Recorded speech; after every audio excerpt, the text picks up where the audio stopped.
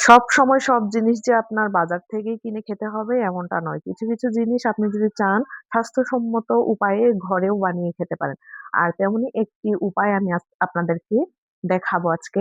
আজকে আমি বাসায় সুন্দর করে প্রফেশনাল ওয়েতে বালাচাও বানিয়ে দেখাবো। তো কিভাবে বালাচাওটা বানাতে হবে A to Z এই ভিডিওতে দেওয়া আছে। ফুল ভিডিওটি দেখলে আপনারা বুঝতে পারবেন।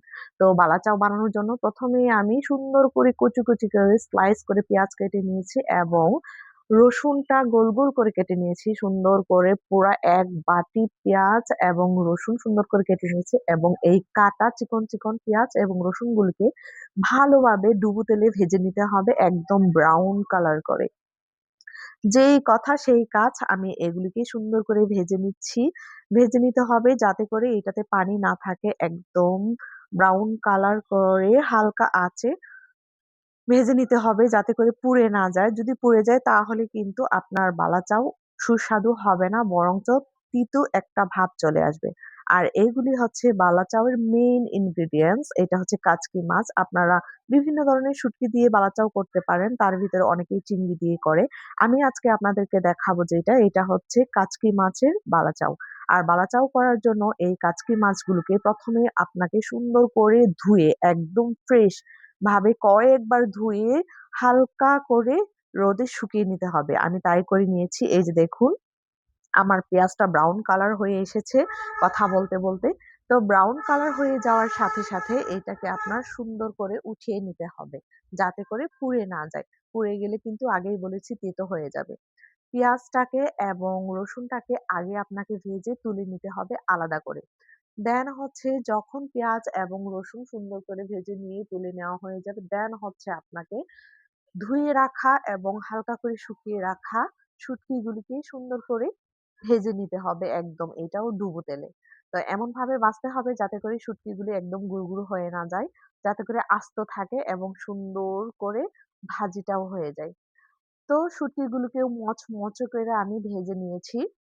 যদি আপনাদের অনেক বেশি শুটকি থাকে তাহলে অল্প, অল্প করে দিতে হবে। বেশি করে দিলে হয়তোবা আপনার শুটকি ভেঙে যাবে, না হয় সুন্দর মচমচে ভাজা হবে না।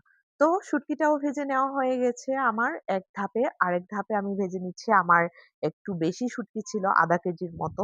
যার কারণে আমি ২ ভাগে ভাগ করে দেন হচ্ছে ভেজে নিয়েছি যাতে করে মচমচে হয়। শুটকিটাও কিন্তু আপনি এমনভাবে ভাজবেন যাতে করে পুড়ে না যায়। যেই জিনিসই থাকুক না কেন সেটাকে আপনি যখন পুড়া, পুড়া করে ফেলবেন তখন কিন্তু এটা তেতো ভাব আসবে। তো যেহেতু কাচকি মাছের শুটকি তো এইটাকেও ওইভাবেও ভাজতে হবে যাতে করে পুড়ে না যায়। এই তো এটাও ব্রাউন কালার হয়ে এসেছে। এটাও আমার ভাজি করা শেষ। এই যে দেখুন কত সুন্দর করে মচমচে হয়ে গেছে। এখন হাত দিয়ে একটা মুঠ দিলেই এটা ভেঙে যাবে এরকম একটা ভাব। এই যে রসুন এবং পেঁয়াজ যেটা ভাজি করে রেখেছিলাম সেটাও এখন আমার হয়ে গেছে। তো এই পর্যায়ে আমি এসে এখন হালকা করে ভেজে নেব শুকনা মরিচ, আস্ত শুকনা মরিচ। তো আস্ত শুকনা মরিচ ভেজে নেওয়ার পর এই যে দেখুন হাত দিয়ে এটাকে সুন্দর করে ভেঙে দিতে হবে। তো যাতে করে হালকা, হালকা ভাঙা, ভাঙা ভাব থাকে এবং আস্ত, আস্ত ভাব দুটোই থাকে এই যে এরকম করে। দেন এই পর্যায়ে আমি দিয়ে নেব আ সরিষা তেল। আপনারা চাইলে সরিষার তেল স্কিপ করতে পারেন। কিন্তু যেহেতু বালাচাও, বালাচাওয়ে সরিষার তেলটা দিলেই হচ্ছে বেস্ট। সুন্দর একটা ঘ্রাণ আসবে। তো সরিষার তেলটা গরম হয়ে যাওয়ার সাথে, সাথে এখানে আমি লাস্ট পর্যায়ে যে মসলাগুলি দরকার সেই মসলাটা এড করব। তো এইখানে মসলা বলতে জাস্ট হচ্ছে শুকনা মরিচের গুঁড়ো দিবেন আপনি। আপনার যতটুকু ঝাল খেতে পারেন আপনারা ততটুকু পরিমাণে শুকনা মরিচের গুঁড়া এই গরম তেলে ছেড়ে দিবেন। দেন হচ্ছে হালকা করে হলুদ দিবেন। ২ টাকে সুন্দর করে একদম কষিয়ে নিতে হবে। আর এইখানে আপনারা পরিমাণ মতো লবণ দিবেন যে যতটুকু খান। তো লবণ দিয়ে সুন্দর করে এটাকে এই যে এইভাবে কষিয়ে নিতে হবে।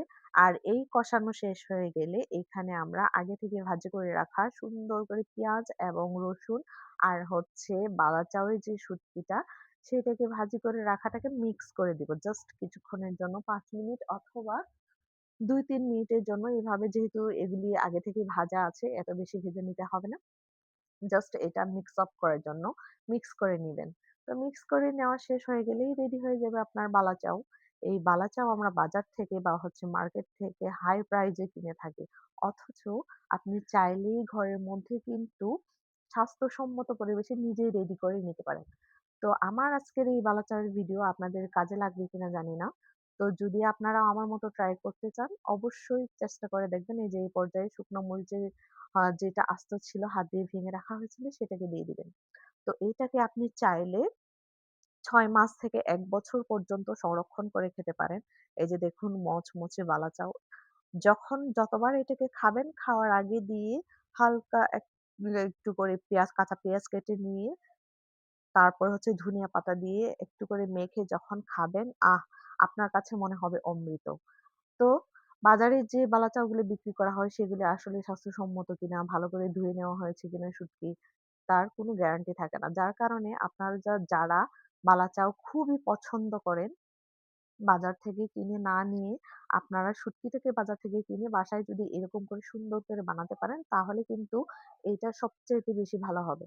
তো এই ভিডিওটা ছিল আমার অনেকদিন আগের কিন্তু আপনাদের সাথে শেয়ার করা হয়নি। আজকে ভাবলাম যে হঠাৎ করে স্ক্রলিং করে দেখি এই ভিডিওটা থেকে গেছে যেটা আপনাদের সাথে শেয়ার করা হয়নি। তাই আজকে শেয়ার করলাম।